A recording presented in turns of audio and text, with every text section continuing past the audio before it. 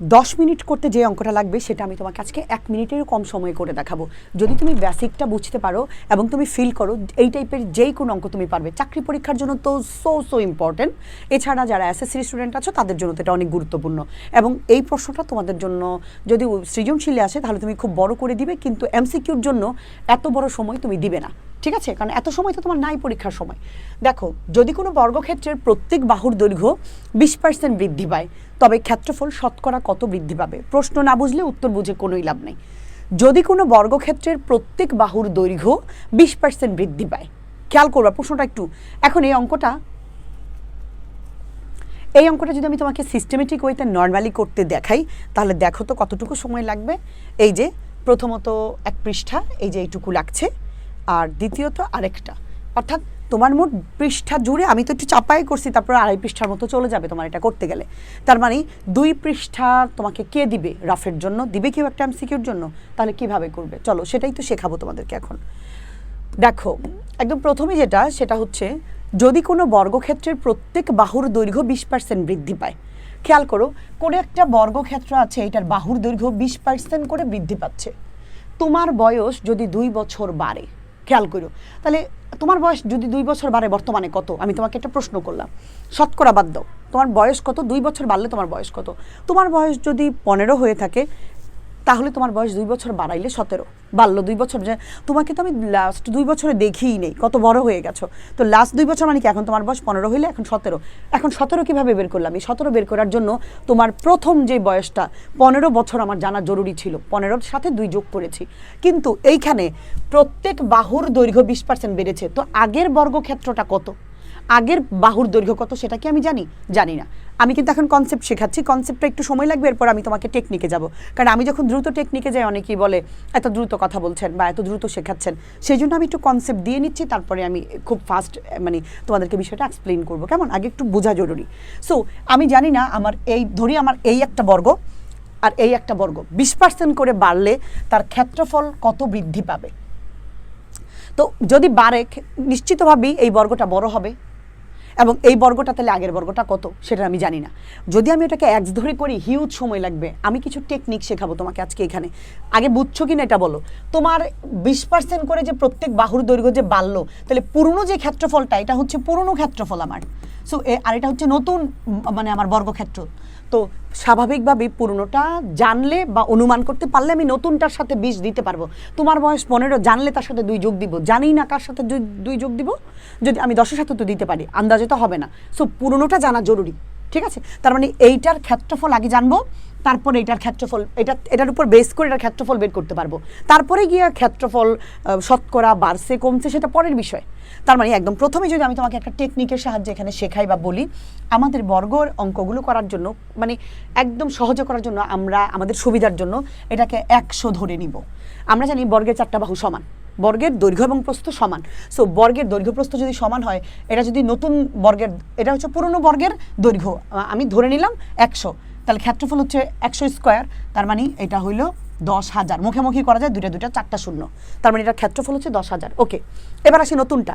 বলেছে 20% বেড়েছে, তাহলে 100 হইলে সেই হিসেবে সুবিধা, কোনো বের করার ঝামেলা নাই। 120% বেড়েছে মানে 100-র সাথে 120। এবার 120-এর উপরে এটা কারণ বর্গের উপর স্কোয়ার দিলে ক্ষেত্রফল হয়ে যায়। সো এটা হচ্ছে 12 হচ্ছে 44, 144 আর 2টা শূন্য। তার মানে এই হচ্ছে আমাকে বলেছে প্রত্যেক বাহুর দৈর্ঘ্য 20% বেড়েছে। তো প্রত্যেক বাহু মানে তো দৈর্ঘ্য প্রস্থ সমানই, একটা বাড়ানো মানেই তো সবগুলো বেড়ে যাওয়া, আমি তো জানি এটা। সো এটার একটা ক্ষেত্রফল বের করলাম, এটার একটা ক্ষেত্রফল বের করলাম, 2টার ক্ষেত্রফল এখন আমার কাছে আছে, জাস্ট চোখের পলকে দেখো। এইবার বড়টা তুমি নর্মালি চোখে দেখতে পাচ্ছ, তুমি যদি XY ধরতা তুমি কিন্তু বুঝতে পারতা না বাড়ছে না কমছে। এখন 144% 14,400 বড় নাকি 10,000 বড় বলো তো? স্বাভাবিকভাবেই যেহেতু এটা বেড়েছে তাহলে 14,400 এটা বড়। নর্মালি আমি কি করব, 14,400 থেকে আমি যদি 10,000-কে মাইনাস করি, বড়টা থেকে ছোটটাকে বিয়োগ করে দিব। বিয়োগ করে দিলে আমার কাছে থাকবে হচ্ছে 4,400। মুখে শর্টকাট, আমি আরও শর্টকাট দেখাবো, এখন একটু এক্সপ্লেন করে নিচ্ছি আগে। তার মানে ক্ষেত্রফল বৃদ্ধি পেয়েছে কত? 4,400। শুধুমাত্র ঝামেলা হয়েছে শতকরাটার কারণে। যদি আমাকে বলতো ক্ষেত্রফল কত বৃদ্ধি পেয়েছে, এখানে শতকরা কথাটা নাই, তাহলে আনসার এখানেই শেষ। ক্ষেত্রফল বড় থেকে ছোটটা বিয়োগ 4,400, কিন্তু আমাকে বলেছে শতকরা কত বৃদ্ধি পেয়েছে। এটাই হচ্ছে শতকরা মানে ঝামেলা। এখন আমাদের একদম পুরনো যে ক্ষেত্রফল, এটা হচ্ছে আগের, এইটার মধ্যেই তো এটা বৃদ্ধি পেয়েছে, তাই না? মানে এটার সাথেই বৃদ্ধি পাওয়া অংশটা তো আমরা বাড়াবো বা কমাবো। এই জন্য এই জিনিসটাকে আমরা খুবই শর্টকাটে, এই 10,000-এর মধ্যেই কিন্তু 4,400 বেড়েছে। যেহেতু শতকরা করতে বলেছে গুণ 100, খুবই শর্টকাট, একটা দুইটা, শূন্য সব কাটা, আনসার 44%। এখন তুমি বলতে পারো ম্যাম এটাও তো সময় লাগলো। এখন তো তুমি কনসেপ্ট বুঝে গেছো, চলো আমি তোমাকে আরেকটা শর্টকাট দেখাই, মানে এবার শর্টকাটে সমাধান করে দেখাবো। ধরে নাও এবার তোমার কাছে 20% চাইনি, এবার তোমাকে বললো 10%, ঠিক আছে? 20% না, এবার 10%।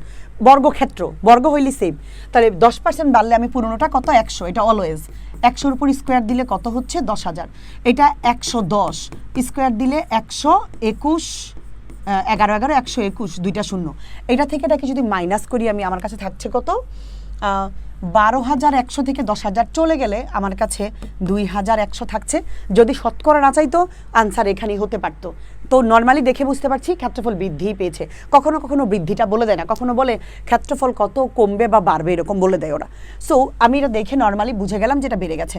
এবার এটা কত, এই যে 2,100 কতর মধ্যে বেড়েছে, এই 10,000-এর মধ্যেই এটা বেড়েছে, 10,000-এর সাথে এটাকে আরও অ্যাড করা হয়েছে।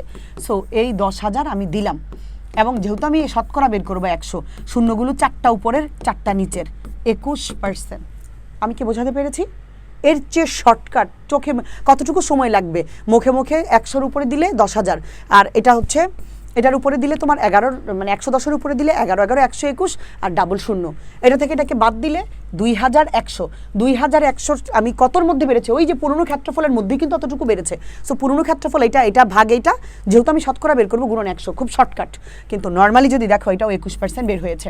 আমি আরেকটা অঙ্ক আছে তোমাদের আয়তক্ষেত্র নিয়ে রিলেটেড অঙ্ক, এটা একটু জটিল, ওটা আবার আমি আরেকটা ভিডিওতে তোমাদেরকে দেখাই দিব। আমি আশা করবো একটা MCQর জন্য এর চেয়ে বেশি আমার আর দরকার নেই সময় বের করার, ঠিক আছে? কারণ আমি যদি নর্মালি এটা করতে যাই, কবের দিনে করবো আমি এটা, কবে করবো, আমাকে কে সময় দিবে? দিবে কেউ এত সময়? কত করার পরে 44% পেয়েছি, আর আমি এটা কিন্তু নর্মালি আমি এটা 44% পেয়ে গেছি। সো 20% দিয়েও দেখাইছি, 10% দিয়েও দেখাইছি, কমে গেলেও তুমি পারবে, বেড়ে গেলেও তুমি পারবে। আশা করি এই ধরনের অঙ্ক তোমরা নিজেরাই পারবে। চাকরি পরীক্ষাটা অনেকবার এসেছে, আমি দেখেছি। সবার জন্য শুভকামনা।